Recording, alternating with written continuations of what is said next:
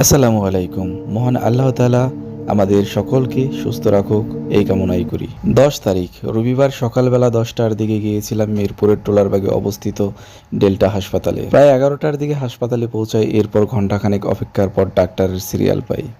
Cabin নেওয়ার পর দুপুরের খাবারের জন্য বাইরে বের হলাম, কিন্তু হাসপাতালের আশেপাশে ভালো মানের কোনো হোটেল না থাকায় বাধ্য হয়ে ফুটপাতেই বসে খেতে হয়।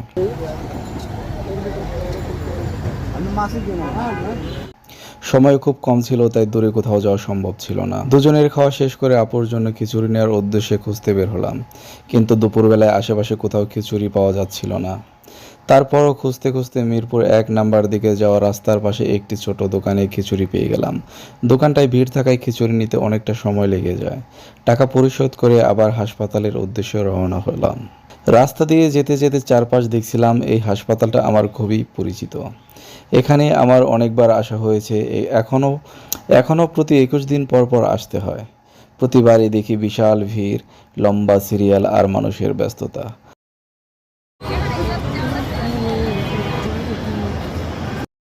অথচ হাসপাতালের সামনে ফুটপাতের দোকান ছাড়া তেমন কোনো ভালো মানের দোকান নেই।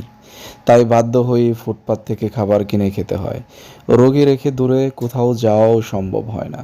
হাসপাতালের গেট দিয়ে ঢুকে ভিতর দিয়ে ৩ তলার সিঁড়ি বেয়ে ৩০৫ নাম্বার রুমে গেলাম।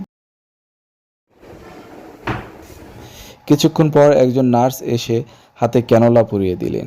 এরপর দুপুরের খাবারও দিয়ে গেলেন আরেকজন। খাবারগুলো খুলে দেখলাম বাজি চলবো না, মুরগি, এটাই খাওয়া যাবে আর কি, খাওয়া চলে আর কি। পাঙ্গাস, পাঙ্গাস না লুই দেখতো, ওটা পর্যবেক্ষণ করতে হবে। যদি পাঙ্গাস হয় তাহলে খাম না। ডাউ হুম, আর নিচে হলো ভাত। এই যে ভাত। হ্যাঁ, কিন্তু তখন আর খাওয়ার কোনো ইচ্ছা ছিল না। একটু পর শুরু হলো বৃষ্টি। জানালার পাশে দাঁড়িয়ে বৃষ্টি দেখতে লাগলাম। বাইরে প্রচুর বৃষ্টি হচ্ছিল। খুব ইচ্ছে করছিল ভিজতে, কিন্তু পারলাম না। এরপর আবার নার্স আসলেন এবং স্যালাইন লাগিয়ে গেলেন। আর বন্ধু দীপু বেডে শুয়ে কাগজ হাতে নিয়ে পায়তারি করতেছিল। কিছুক্ষণ পর সে কাগজ দিয়ে একটি নৌকা আর একটি প্লেন বানালো। নৌকা না সাবমেরিন।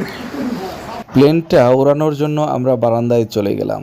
জানালা দিয়ে বাচ্চাদের মতো প্লেন ওড়াচ্ছিল আর নৌকাটা নিয়ে মজা করছিল। বাইরে তখনও মুষলধারে বৃষ্টি হচ্ছিল।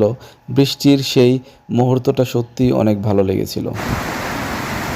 বৃষ্টির পর সন্ধ্যার দিকে একটু হাঁটতে বের হলাম। রাস্তার পাশে সারি সারি দোকান বসেছে।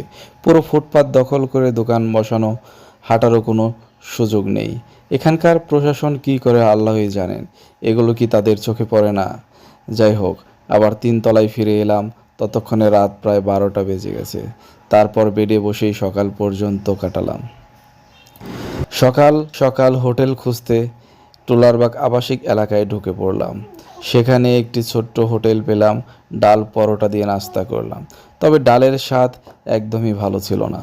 নাস্তা শেষে আবার হাসপাতালে ফিরে এলাম। তারপর দুপুরের ডিসচার্জ নিয়ে হেমায়েতপুরের উদ্দেশ্যে রওনা দিলাম। সেখানে গিয়ে দেখি প্রচুর বৃষ্টি হচ্ছে। সেই বৃষ্টির মধ্যে প্রায় ৪০ মিনিট আটকা পড়ে থাকতে হয়। এভাবেই কেটে গেল হাসপাতালের সেই ব্যস্ত, ক্লান্তিকর কিন্তু স্মৃতিময় একটি দিন।